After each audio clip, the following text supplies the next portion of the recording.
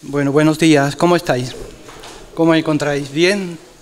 Y yo temblando. La verdad es que después de tantos años lo paso muy mal, lo paso fatal y no quisiera estar aquí, lo digo de todo corazón. Me gusta más estar ahí y oír y recibir el mensaje, me cuesta mucho. Pero di gracias a Dios de que también podamos ser usados por Él y en alguna medida lo que Él tenga y haya puesto en nuestros corazones podamos también compartirlo con vosotros. Así es que le di gracias a Dios por una cosa también, porque me encuentro un poco mejor, estoy mejor. He pasado unos días difíciles, con la mente muy turbada, con la sensación de mareillo, pero Dios es precioso, Dios es grande. Y verlo como nos cuida, como nos trata, con esa paciencia, con ese amor, con, digamos, esa dedicación especial por cada uno de nosotros, no tenemos suficiente gratitud para expresarlo desde nuestro corazón. Lo que Él hace en nuestras vidas, en nuestras familias, en nuestras casas.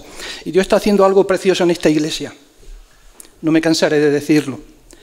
¿Verdad? En poco tiempo Dios está construyendo algo especial, algo muy bonito. Pero al mismo tiempo reconozco que cuando la familia aumenta, cuando la casa va siendo más grande, hay más responsabilidad y debe de haber más profundo temor por el privilegio que Dios nos va concediendo. Así es que ver crecer a la iglesia es precioso, ver caras nuevas, ver personas que nos visitan por primera vez. Dios mío, no lo entiendo muy bien, no lo entiendo porque nosotros no somos tan especiales ni somos tan dignos, pero Dios lo quiere hacer. Y yo quiero descansar, que Él está construyendo algo precioso aquí en Linares y que nos quiere usar para que hacer esa luz y esa luz que brilla en medio de esta ciudad. Y os pido que en esta mañana, pues, abráis vuestro corazón, vuestra mente y podamos juntos, y yo primero, antes que vosotros, y vosotros también, podamos recibir esta palabra y podamos ver lo que Dios de alguna manera quiere decirnos. Yo quiero seguir en el libro de Oseas. Las dos últimas predicaciones mías fueron sobre el libro de Oseas y quiero compartir en esta mañana el capítulo 11 del libro de Oseas. Y el capítulo 11 del libro de Oseas es un texto precioso que habla de lo que es el ser de Dios.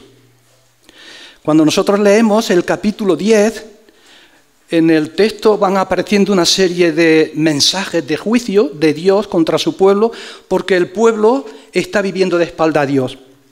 De tal manera que las evidencias que se van mostrando lo que requieren es un juez que dictamine una sentencia sobre ese pueblo porque es culpable de lo que está ocurriendo. De tal manera que el capítulo 10 termina con una frase que es fuerte.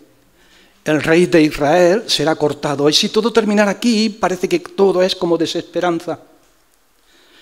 Pero el capítulo 11 es precioso. Es un capítulo que nos habla de un Dios, y yo lo titularía como un Dios justo con un amor intenso. Así es que el capítulo 11 nos presenta lo que es el amor profundo de Dios por su pueblo. Y yo quiero ver tres cosas con vosotros, hermanos, que nos puedan hacer pensar en esta mañana. Cuando vemos a Dios, muchas veces lo consideramos tan etéreo y tan distante y tan alejado que nos da la sensación de ese Dios al cual no podemos ver. Es complicado a veces acercarse o estar cerca y sentirlo de una manera y de una experiencia, digamos, total y profunda. El Dios que se expresa y que se revela en la Escritura se manifiesta como un Dios justo y su justicia emana de su santidad. Por lo tanto, ese Dios justo no puede pasar por alto el pecado de la nación, el pecado del pueblo. Así es que tiene que pronunciar una sentencia hacia un pueblo que es culpable de las evidencias que se van mostrando. Pero al mismo tiempo ese Dios, lo vamos a ver ahora en el capítulo 11, un Dios lleno de gracia, de amor, de misericordia, que no puede dejar a su pueblo al margen de su compasión y de su gracia revelada en él. Pero mirad, en la Escritura tenemos que reconciliar muy bien lo que es la justicia de Dios, ¿verdad?, con lo que es su amor, su gracia, su compasión. Y cuando miramos a la cruz, ahí vemos que esas dos facetas del ser de Dios, es decir, un Dios que es justo, pero al mismo tiempo justifica, cómo se reconcilian esas dos facetas del ser de Dios. La justa sentencia de la ley recae sobre nuestro sustituto, que es el Señor Jesús, del cual lleva nuestro pecado, nuestra miseria, y en base a lo que Él está haciendo, nos trata con misericordia, con gracia y con perdón. Así es que esas dos facetas del ser de Dios deben reconciliarse, y aquí en el texto, en el capítulo 11, lo vamos a ver de una manera preciosa. El Dios que es justo, y su justicia emana de su santidad, y si Él no fuera justo y tiene que condenar el pecado, dejaría de ser Dios. Es el mismo Dios que nos ama profundamente y que da la solución para que nosotros podamos ser justificados. El apóstol Pablo diría que aquel que no conoció pecado, por nosotros se hizo pecado para que fuésemos hechos justicia de Dios en Él. Mirad, yo quiero leer el texto bíblico y compartir 3 ideas con vosotros, 3 enseñanzas. La primera, desde el verso 1 hasta el verso 4, es el intenso amor de Dios por su pueblo, por ti y por mí. Dios nos ama tan profundamente, hermano, que no podemos sondear ni poder sentir en nuestro corazón lo que Dios siente por nuestras vidas. A veces cuando hablamos de Dios, nos da la sensación de que al ser Dios espiritual y no poder verlo, no tiene corazón, sentimientos, pero Dios se conmueve profundamente, sus entrañas se conmueven en una lucha profunda entre lo que es el deber de Dios, lo que Él tiene en su corazón de castigar el pecado y al mismo tiempo derramar su gracia, su compasión y su misericordia con nosotros. Así es que desde el verso 1 hasta el verso 4 es el amor intenso de Dios por nuestras vidas. Desde el verso 5 hasta el verso 7 es una condena ineludible sobre lo que está ocurriendo y cómo está viviendo la nación, el pueblo de Dios Israel. Y desde el verso 8 hasta el verso 11 hay lo que podemos definir una compasión incomparable. La misericordia profunda de Dios por nuestras vidas y por el pueblo de Dios. Vamos a leer entonces el capítulo 11 y pasamos a lo que es la primera parte, el amor intenso de Dios. Dice así el texto bíblico: cuando Israel era muchacho, yo lo amé, y de Egipto llamé a mi hijo. Cuanto más yo los llamaba, tanto más se alejaban de mí.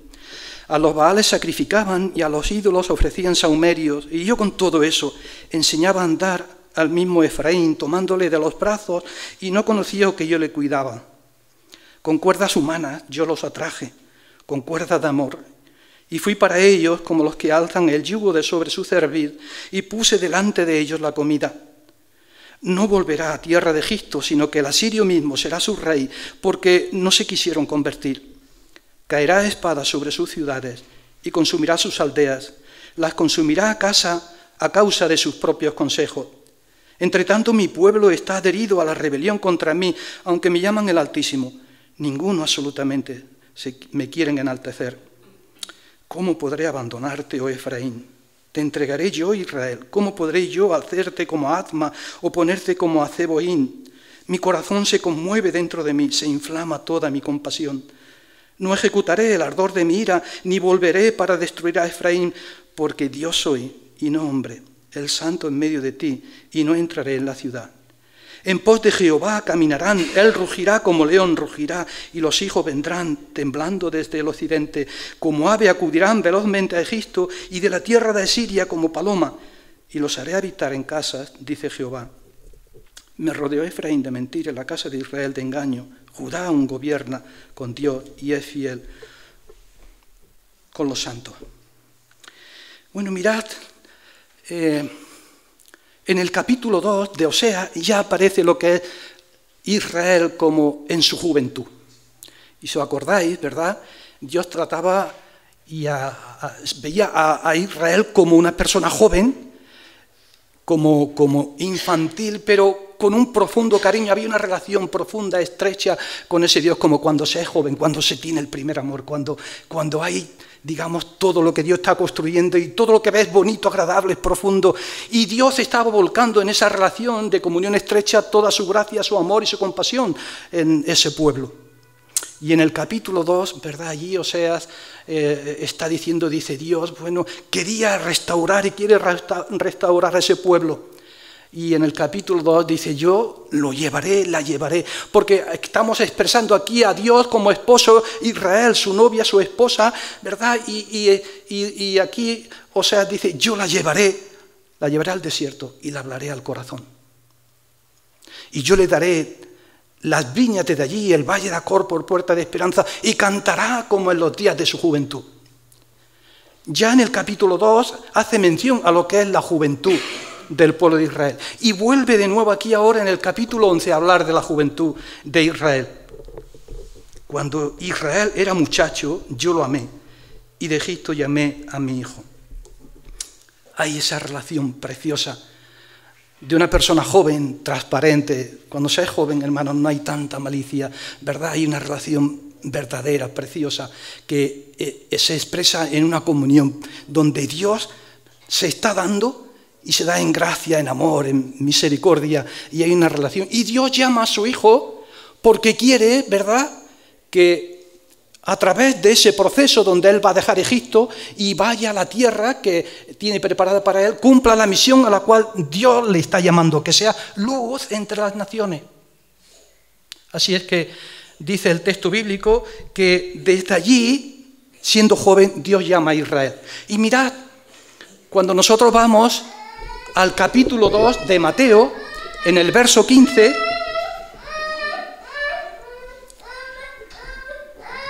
el texto bíblico dice, o usa la frase que está haciendo aquí, o sea, la usa para, digamos, hacer referencia a una situación concreta que está ocurriendo con la persona de Jesús. En el capítulo 2 de Mateo, verso 15, ¿verdad?, dice el texto bíblico que hace referencia al profeta Oseas con esta misma frase. Y probablemente lo que allí esté diciendo, ¿verdad?, la Escritura, y lo que Mateo está diciendo y recordando es que todo lo que Israel tenía que haber hecho, es decir, Israel se refugió en Egipto y Dios lo llama para que salga de Egipto y llevarlo a la tierra que le había prometido y él tuviera ese ministerio al cual Dios le había llamado. Todo lo que Israel no supo hacer fue lo que de alguna manera hizo, de una manera perfecta, la persona del Señor. Sabéis que cuando Jesús es aún un bebé, José y María tienen que llevar y tienen que refugiarse en Egipto porque hay una persecución profunda, tremenda de Herodes, y es cuando Herodes muere que de nuevo ellos vuelven a Nazaret de Galilea y comenzará allí lo que es su ministerio. Y mirad, cuando vamos al libro de Isaías, en el libro de Isaías, bastantes veces, muchas veces, Israel toma la figura de siervo y otras veces es Jesús, ¿verdad?, el Mesías el que toma la figura de siervo. Israel como siervo no llegó a cumplir la misión para la cual Dios le había llamado, de salir de Egipto y ser luz entre las naciones, pero el siervo de Dios, Jesús el Mesías, hizo y cumplió perfectamente la misión para la cual él fue llamado. Así es que Dios llama a Israel, ¿verdad?, para que salga y haga esa misión. El afecto divino por Israel, y como lo sacó de Egipto, es para que fuera mío, para que Israel fuera mi familia, fuera todo lo que yo tengo y lo que yo quiero que haga con esa misión a la cual él fue llamado. Pero el texto dice que cuanto más lo llamaban los profetas, más se alejaban de Dios. Sabéis que el profeta era alguien que hablaba de parte de Dios, recibía el mensaje que Dios había puesto en su corazón y ese mensaje lo tenía que trasladar a la nación, y el mensaje podía ser de represión, de exhortación, muchas veces de hacerle ver que no estaba en los caminos adecuados y que tenían que volver a Dios. Una de las frases que más aparecen, ¿verdad?, en los textos bíblicos y en los profetas es: volveos a Dios, volveos y yo me volveré a vosotros. Los mensajes proféticos, ¿verdad?, no son siempre halagadores y buenos, pero el profeta se jugaba la vida. Y se jugaba la vida, hermanos, porque era obediente a la palabra. Y esto llevaba y conllevaba sufrimiento, sacrificio, carga, preocupación por la situación en la que estaban viviendo. En los 3 oficios que tiene el Señor, Él es el profeta por excelencia, quien habla la palabra de verdad auténtica porque es la expresión de Dios. Él es el sumo sacerdote, el cual lleva nuestro pecado delante de Él, pero no solo lo lleva, sino al mismo tiempo Él se hace pecado y muere en la cruz llevando nuestro pecado, y Él es el Rey. Son los 3 oficios de Jesús. Pues el profeta tenía que llevar ese mensaje a la nación. Y el mensaje a la nación, queridos hermanos, muchas veces no es agradable. Y lleva carga, y lleva preocupación, y lleva sufrimiento. Tenemos que descansar en el Señor. Tenemos que descansar porque lo gobierna y lo dirige todo.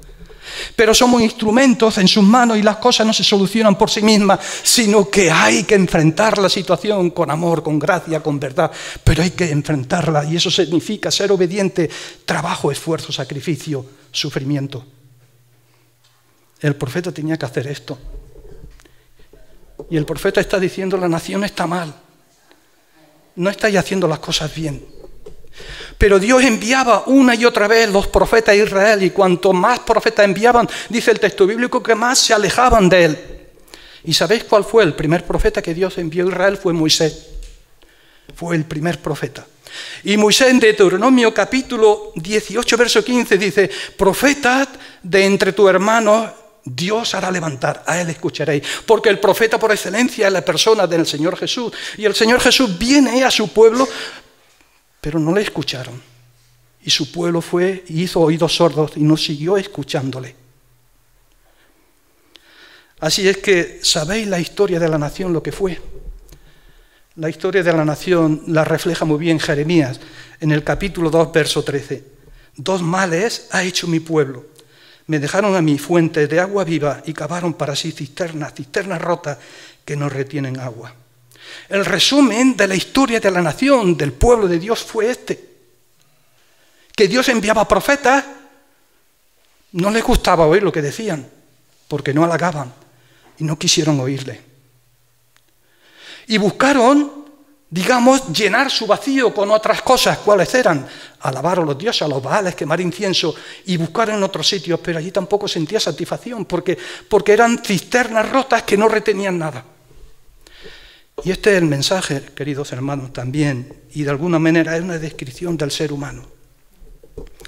El ser humano, tú le hablas del Evangelio, le hablas de Jesús, y probablemente ocurra un rechazo, y probablemente piensen lo absurdo que es todo esto hoy día, en los momentos en que estamos viviendo, de la inteligencia artificial, de las redes sociales, y todo esto tan barullo, tanto.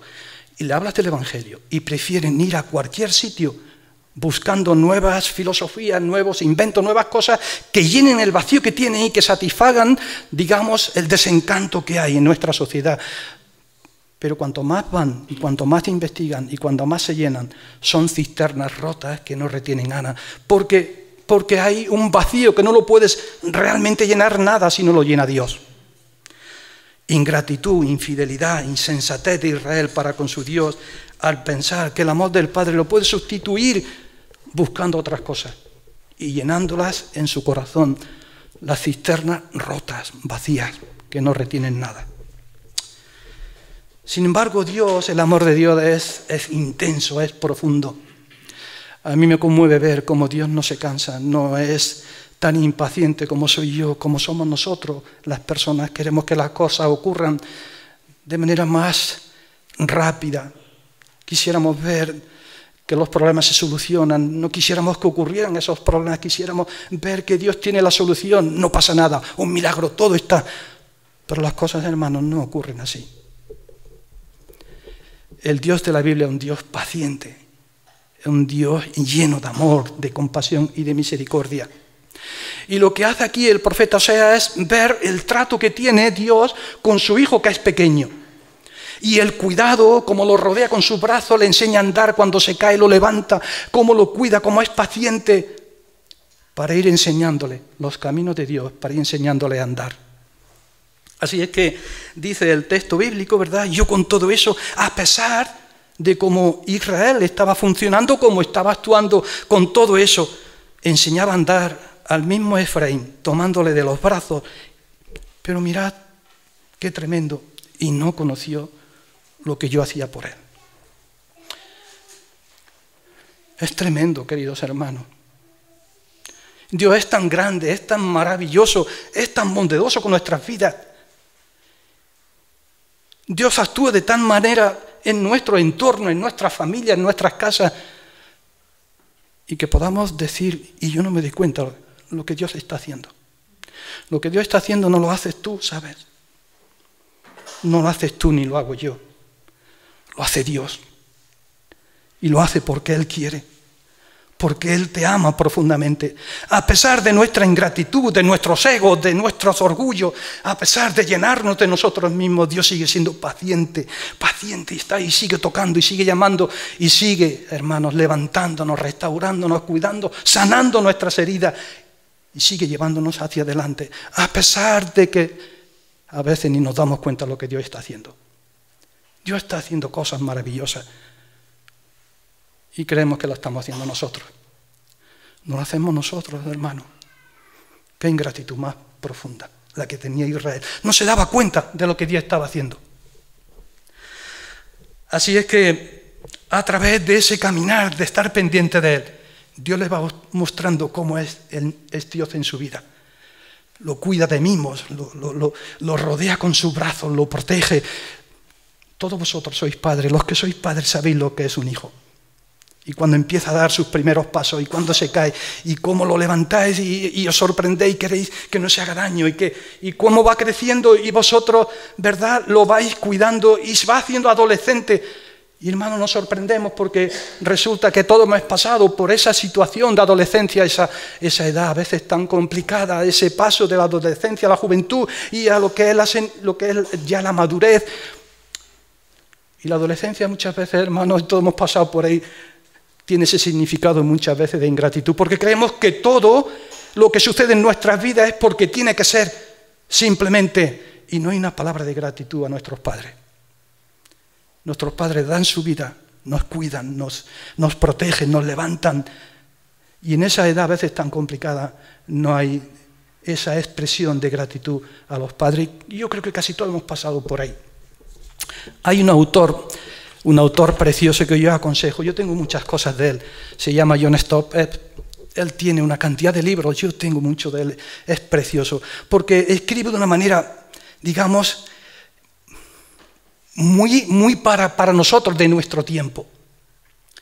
Es un autor que tiene una homilética capaz de captar la atención de las personas con asuntos y con temas actuales, ya no vive, pero sus libros son realmente preciosos. Y este hombre dice que citó un día a Mark Twain. Mark Twain es el autor de Tom Sawyer, una novela muy conocida, ¿verdad?, a nivel mundial. Y Mark Twain hizo una declaración sorprendente. Dice que cuando él tenía 16 años le avergonzaba ir con sus padres porque eran tan tontos o tan insignificantes que no sabían nada. Cuando se tiene esa edad, a veces que les da vergüenza, ¿verdad?, a la gente joven ir con los padres. Dice, pero cuando cumplí los 23 años, me di cuenta de que en tan poco espacio de tiempo mis padres hubieran aprendido tanto. Durante ese espacio, ¿verdad?, no se daba cuenta de quiénes eran sus padres, el cuidado, el amor, lo que Dios estaba haciendo por ellos. Israel no se daba cuenta de nada. Cómo Dios lo estaba cuidando, era un pequeño, era alguien que Dios lo estaba levantando, cuidando, sosteniendo, curando, restaurando. Pero dice el texto bíblico que no se daba cuenta de lo que Dios estaba haciendo por él. Aún, dice, con cuerdas humanas yo los atraje y con cuerdas de amor. Y fui para ellos como los que alzan el yugo de sobre su cerviz y puse delante de ellos la comida. Y parece que la metáfora cambia de lo que es un pequeño a lo que es el cuidado de un granjero por un animal, que es impropio en ese trato y en ese cuidado tan especial que siente por ese animal. Y quizás es una referencia, hermanos, y una enseñanza de cómo es Dios con nuestras vidas, sin merecer nada, sin que haya mérito alguno en nuestras vidas. Dios es tan grande es tan bondadoso.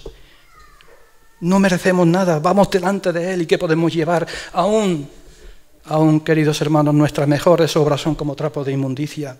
Nuestro interior, la parte más profunda de nuestro ser, si cada uno de nosotros somos honestos, todavía hay tantas cosas que mejorar, hay todavía tantas brechas, tantas debilidades, que Dios está tratando, que está haciendo, sanando, curando, pero es la realidad de todo ser humano, al menos es la mía. Porque yo muchas veces me sorprende, hermanos, cómo respondo a las diferentes situaciones por las cuales me tengo que enfrentar. Alguien dijo que un 10% de la vida tiene que ver con las situaciones que nos ocurren y un 90% por cómo las enfrentamos. Y a veces, hermanos, yo tengo que reconocer que no actúo como debiera de ser, que mi cabeza no está donde debiera estar, que mis actitudes no son las correctas. Yo tengo que reconocerlo, no puedo decir otra cosa. Después de tantos años y de que ya soy mayor, me doy cuenta que todavía Dios tiene que mejorar mucho en mí. Así es que esta capacidad suya de ser paciente, de manifestar un amor tan especial a su hijo pequeño, que aún no es capaz de manejarse por sí mismo, es lo que Dios estaba haciendo por Israel. ¿Sabes lo que Dios está haciendo por ti y por mí? Dios te ama tan profundamente, a pesar de tus desaciertos, de tus errores, de tus incapacidades, a pesar de que tantas veces, queridos hermanos, no llegamos, de que no damos en la diana, de que no damos la talla, a pesar de eso, ese Dios es paciente, grande, misericordioso y bondadoso, para seguir esperando, seguir llamando, seguir tocando tu alma, tu corazón, seguir persiguiéndote, para que nuestra cabeza, hermano, nuestro entendimiento y nuestro corazón se abran a Dios. Pero mirad desde el versículo 5 hasta el versículo 7, ante la terquedad de Israel y no querer cambiar la situación en la que estaba viviendo, Dios decide ser un juez justo y actuar en disciplina. Ay, nos cuesta trabajo esto entenderlo, queridos hermanos. Porque muchas veces las situaciones que vivimos pueden ser pruebas que Dios esté mandando a nuestras vidas.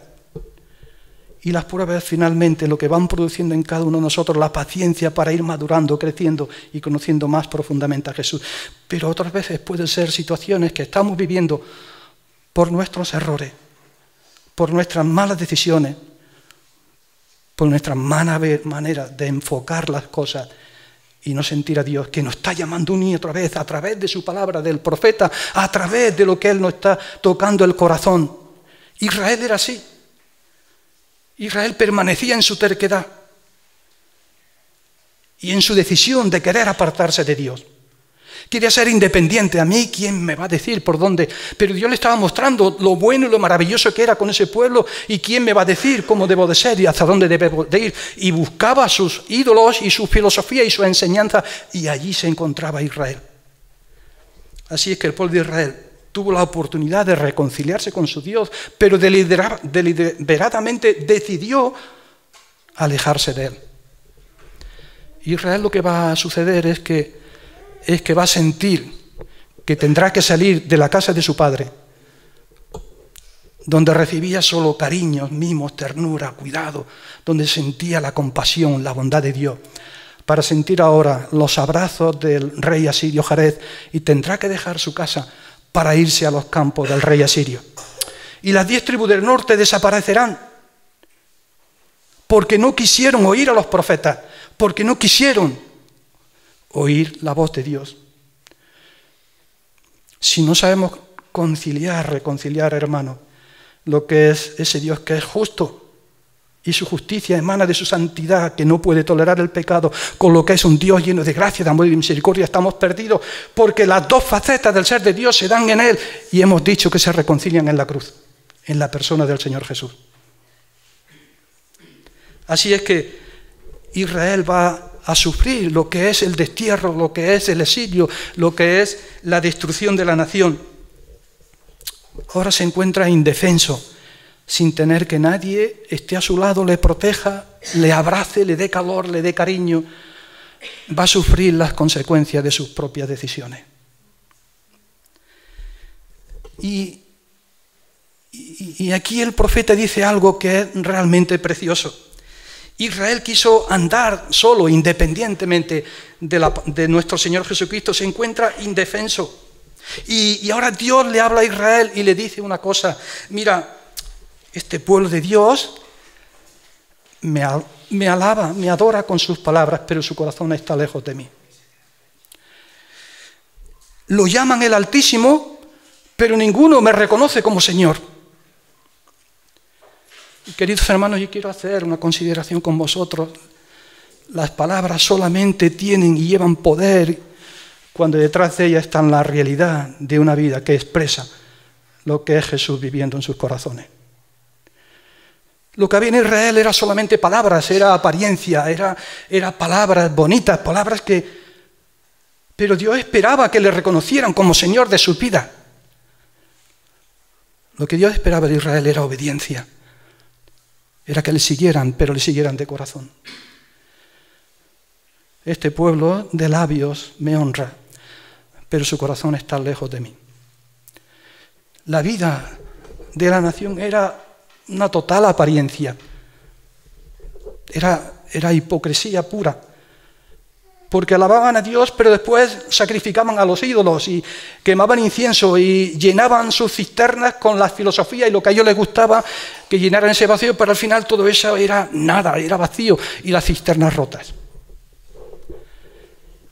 Y el profeta le está diciendo: lo que yo quiero es un pueblo realmente que se quebrante y se doble delante de mí. Es un pueblo que me siga. Mirad, hermanos, y yo creo, y yo lo entiendo así, la vida cristiana y el discipulado cristiano es seguir a Cristo, es seguir a una persona. Ser cristiano es seguir a Jesús, seguir a Cristo. La iglesia es fundamental, y yo no entiendo el cristianismo sin la iglesia. Porque aquí en la iglesia es donde nos ayudamos, nos amamos, nos esforzamos, servimos, donde lloramos y reímos, donde reconocemos la grandeza de Dios, obrando de una manera tan bondadosa y especial en medio de familias, a veces rotas, con problemas, con dificultades. Somos diferentes, ¿sabéis? No somos uniformes, cada uno de nosotros somos diferentes. Venimos aquí, ¿verdad? Y cada uno sabe cómo viene, con sus inquietudes, con sus cargas, sus preocupaciones. Pero cuando estamos aquí hay algo maravilloso, y es la presencia de Dios en medio de nosotros. Y cuando sentimos la voz de Dios por medio de los profetas, su palabra, y que cala en nuestro corazón, y abrimos nuestra mente y nuestro corazón, y esa palabra obra de tal manera con poder, discerniendo las intenciones y lo que hay en nuestro corazón, es como una espada que penetra en lo más profundo de nuestro ser. La obra de Dios se hace grande en medio de nosotros. La vida cristiana es una vida de compromiso, de servicio, de entrega. Y eso lleva sufrimiento, queridos hermanos. No siempre las cosas ocurren como quisiéramos. No siempre. Ojalá y fuera así. Pero eso será cuando estemos con Él. Cuando Él venga de nuevo. Cuando el pecado haya dejado de ser. Cuando ya no haya sufrimiento, no haya enfermedades, no haya dolor, no haya quebrantamiento. Y añoro, deseo profundamente cuando llegue ese día. Hemos cantado antes: el Señor regresa, el Señor vendrá. ¿Cómo será eso? ¿Cómo será? ¿Cómo describe la Escritura esos nuevos cielos, esa nueva tierra, la presencia de Dios en nuestras vidas por una eternidad, alejado de todo lo que realmente nos hace llorar, sufrir, nos hace, hermanos, a veces estar cargados y muchas veces sin respuestas a nuestras situaciones? ¿Cómo será? No lo sé, pero la vida cristiana es eso. La vida cristiana es seguir a Jesús. Es compromiso, servicio, sufrimiento, afrontando las situaciones, gastándose, porque, hermano, el servicio implica que uno se gasta, que nuestras fuerzas van a menos, que a veces nuestra cabeza ya no funciona igual, que a veces aún se enferma, Y eso es una realidad de lo que es la carga y la preocupación por la Iglesia y por las cosas del Señor. Así es que está diciendo, son solo palabras, pero no me reconocéis como Señor. Es cuando el Señor era el Señor de nuestras vidas y de la Iglesia, cuando Él está presente en medio de nosotros, en medio de hombres y mujeres con nuestras cargas y preocupaciones, que Dios se hace grande. Y hermano, yo me hago pequeño. Porque la grandeza en el servicio es así. Siempre me gusta hablar de las frases o de las palabras de Juan el Bautista. Es necesario que Él crezca y que yo mengüe. Cuanto más crecemos nosotros, más pequeño hacemos a Jesús. No es el yo, no es el yo, no es el yo, es el Él, lo que es el Dios en mi vida. Y a veces eso pasa, queridos hermanos, a veces por el silencio, por el sufrimiento. Pasa por esperar, Señor, esto es tuyo. Pero con la profunda y firme resolución, Señor, aquí estoy. No sé exactamente hacia dónde me llevan ni lo que quieres, pero quiero ser un vaso usado por ti. A veces un vaso roto, a veces un vaso que se agrieta porque me rompo, pero quiero ser útil en tus manos. Así es que el pueblo de Dios tiene que salir de su sitio, de su campo, para irse a lo que es los campos asirios. Y aquí no termina todo, porque, hermanos, desde el verso 8 hasta el verso 11 es la compasión incomparable de nuestro Dios. El Dios que es juez es un Dios que ama profundamente y que tiene una compasión que es indescriptible, que es incomparable. Dice desde el verso 8, ¿cómo podré abandonarte yo, oh Efraín, y te entregaré yo, Israel? ¿Cómo podré hacer esto? Claro, a Dios le viene o revive lo que son dos ciudades de la llanura, Adma y Zeboín, que junto con Sodoma y Gomorra fueron totalmente aniquiladas, fueron destruidas. Y cuando le viene esa imagen a Dios, el Dios que tiene corazón, que tiene sentimientos, que llora cuando su pueblo llora, que se entristece cuando su pueblo pasa situaciones de tristeza, ese es el Dios que se manifiesta aquí. Dice, mi corazón se estremece, mis entrañas se estremecen, porque hay una lucha profunda entre la necesidad de castigar a un pueblo que es rebelde y de un Dios lleno de compasión y misericordia que no puede dejarlos. Israel, como cada uno de nosotros, querido hermano, no merecemos nada. No merecemos nada. Y a pesar de eso, ¿sabe? Dios te ama tanto, te ama tan profundamente, hermano. Si tú eres un hijo de Dios, si tú has creído en Jesús como Señor y Salvador de tu vida, no importa dónde estés, no importa lo que haya sucedido, no importa cómo hayamos hecho, Dios te ama tanto que nunca te va a dejar. El perdón de Dios, queridos hermanos, es algo tan precioso, tan profundo lo que Dios hace en nuestras vidas. Este amor intenso le lleva a Dios a conceder el perdón a su pueblo. Israel tiene que sufrir las consecuencias de su negligencia, de actuar a espaldas de Dios y buscar sus propios caminos. Pero Dios va a actuar en disciplina no para destruir, sino para restaurar. La disciplina, queridos hermanos, nunca es para destruir, nunca. Siempre lleva la connotación de sacarnos de donde estamos, de restaurarnos y de llevarnos de nuevo a esa reconciliación y esa experiencia de comunión íntima con el Dios de los cielos. Pero ¿por qué sucede esto? Esto sucede simplemente por una cosa, ¿sabéis por qué? Porque Dios sigue presente en medio de su pueblo. Sofonías, capítulo 3, verso 17, dice, Jehová está en medio de ti, poderoso, Él salvará, se gozará sobre ti con cánticos de alegría, callará de amor, se regocijará sobre ti con cánticos. Me gusta esta frase, este texto precioso de Sofonías. Porque mirad, la idea es la siguiente, Dios nos ama tanto, tan profundamente, que el texto bíblico de Sofonías dice que callará. que callará de amor. Y callará de amor, ¿por qué Dios? El Dios que inventó la palabra, que inventó las palabras, es incapaz de expresar el amor tan profundo que siente hacia nuestras vidas. La idea es que Dios nos ama tanto que aquel que manejó el lenguaje, hermanos, calla y calla porque nos ama tan intensamente que es incapaz de describir el amor que siente por nosotros. Mirad, el amor no se queda solo en palabras. El amor se queda cuando reflejan las acciones, lo que realmente son nuestras palabras. Y a veces las palabras, queridos hermanos, es mejor dejarlas a un lado y expresar a través de lo que son nuestras actitudes y de lo que son nuestras vidas, en nuestra relación con Dios y con los demás. Dios calla porque nos ama tan profundamente, hermanos, nos ama tanto que el lenguaje de Dios aún no puede describir y expresar lo que siente por nuestras vidas. Dios te ama tanto